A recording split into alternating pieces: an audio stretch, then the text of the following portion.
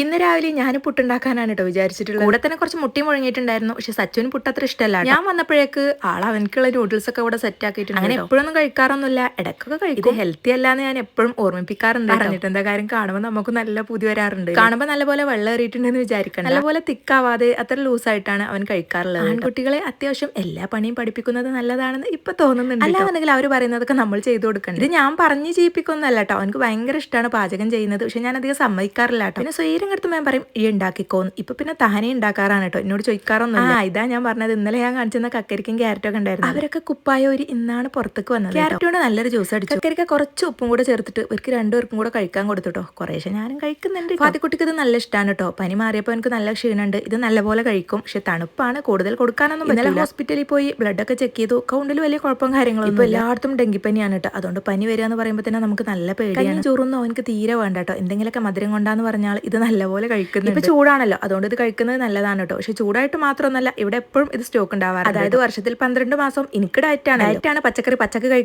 പറഞ്ഞിട്ട് കൊണ്ടിരിക്കുന്നതാണ്. ഫുഡ് നല്ലപോലെ അടിച്ചു കയറ്റിയിട്ട് അതിന്റെ പുറത്ത് ഈ പച്ചക്കറിയും കഴിക്കും. പിന്നെ എങ്ങനെ തടി കുറയാൻ സംസാരിച്ചിരുന്നിട്ട് കാര്യമില്ല. ഉച്ചക്കുള്ള ഫുഡൊക്കെ സെറ്റ് ചെയ്യണ്ടേ. ഇടയിൽ കൂടെ നമുക്ക് സംസാരമാവാം. കുറച്ച് ചെറുപയർ ഇതാ ഉപ്പേരി വെച്ചിട്ടുണ്ട്. പിന്നെ കുറച്ച് അധികമുള്ളതുകൊണ്ട് കുറച്ച് അധികം വാരിട്ടിട്ടുണ്ട് കേട്ടോ. കറി ഇങ്ങനെ നെത്തൾ കറിയാണ് കേട്ടോ. അതായത് ഇവിടെ നെത്തൾ എന്ന് പറയും, എന്റെ വീടിന്റെ അവിടെ വത്തൾ എന്നാണ് കേട്ടോ പറയാം. പൊരിക്കും ചെയ്തിട്ടുണ്ട്. ഇന്നലത്തെ കുറച്ച് മീനും കൂടെ ഉണ്ടായിരുന്നു കേട്ടോ, മസാല തേച്ചത്. അപ്പൊ അതും കൂടെ കൂട്ടത്തിലാണ് പൊരിച്ചത്. അങ്ങനെ 4 മണിക്കുള്ള ചായ കാച്ചി കടിയൊക്കെ ഇതാ കിട്ടിയിട്ട് കായ ബജ്ജിയും വടയാണ് കേട്ടോ 4 മണിക്ക് കടി. അതിന്റെ കൂടെ തന്നെ അതാ മുട്ട ജസ്റ്റ് വെറുതെ ഒന്ന് വറുക്കും ചെയ്തിട്ടുണ്ട് കേട്ടോ. ഇതൊക്കെ സച്ചുവിന്റെ പരിപാടിയാണ്. ഇതിനൊക്കെ പുറമെ നൂഡിൽസ് വേണമെന്ന് പറഞ്ഞ് നിൽക്കുന്നുണ്ട് കേട്ടോ. പറയാൻ കാരണം മറ്റൊന്നുമല്ല, രാവിലെ ഉണ്ടാക്കിയപ്പോൾ അവനക്ക് കൊടുത്തിട്ടില്ല. വയ്യല്ലോ, പനി മാറിയതല്ലേ, ഇപ്പൊ കഴിക്കണ്ടെന്ന് പറഞ്ഞിട്ട് കൊടുത്തിട്ടില്ല. അതുകൊണ്ടാണ് ബേക്കറി ഐറ്റംസ് കൊടുക്കുന്നേക്കായി നല്ലത് ഫ്രൂട്ട്സ് ഐറ്റംസ് കൊടുക്കുകയാണ്. ഈ എണ്ണക്കടിയിൽ നിന്ന് നിർത്തലാക്കണം എന്ന് വിചാരിക്കുന്നു. ആപ്പിളൊക്കെ നിറം മാറലെടുത്തിട്ടുണ്ട് കേട്ടോ. അങ്ങനത്തെ ആപ്പിളും മാങ്ങയും കൂടെ ചെത്തി കൊടുത്തിട്ട് ആദ്യക്കുട്ടിക്ക് ഇതൊക്കെ കൊടുത്തു കഴിഞ്ഞാൽ 1-2 കടി കടിച്ചിട്ട് അവിടെ വെക്കും. പിന്നെ ഈ മാങ്ങയാണെങ്കിൽ കുഴപ്പമില്ല കേട്ടോ, അതും ഉപ്പിലിട്ടിട്ടേ കഴിക്കുള്ളൂ. ഏത് പഴുത്തതാണെങ്കിലും പച്ചാണെങ്കിലും ഉപ്പ് കൂട്ടി കഴിക്കുന്നത് ഭയങ്കര ഇഷ്ടമാണ്. ആപ്പിൾ കഴിക്കാൻ സച്ചു ബാക്കിലോട്ടാണ്. ചെത്തി മുറിച്ച് ഞാൻ അവിടെ വെക്കാറാണ് കേട്ടോ. എപ്പോഴെങ്കിലും കാണുമ്പോൾ കഴിക്കാൻ തോന്നിയാലോ എന്ന് വിചാരിച്ചിട്ട് ഇന്നത്തെ ഡേ ഇവിടെ നിർത്തുന്നെങ്കിൽ ഫോളോ ചെയ്യാനും സബ്സ്ക്രൈബ് ചെയ്യാനും മറക്കല്ലേ കേട്ടോ.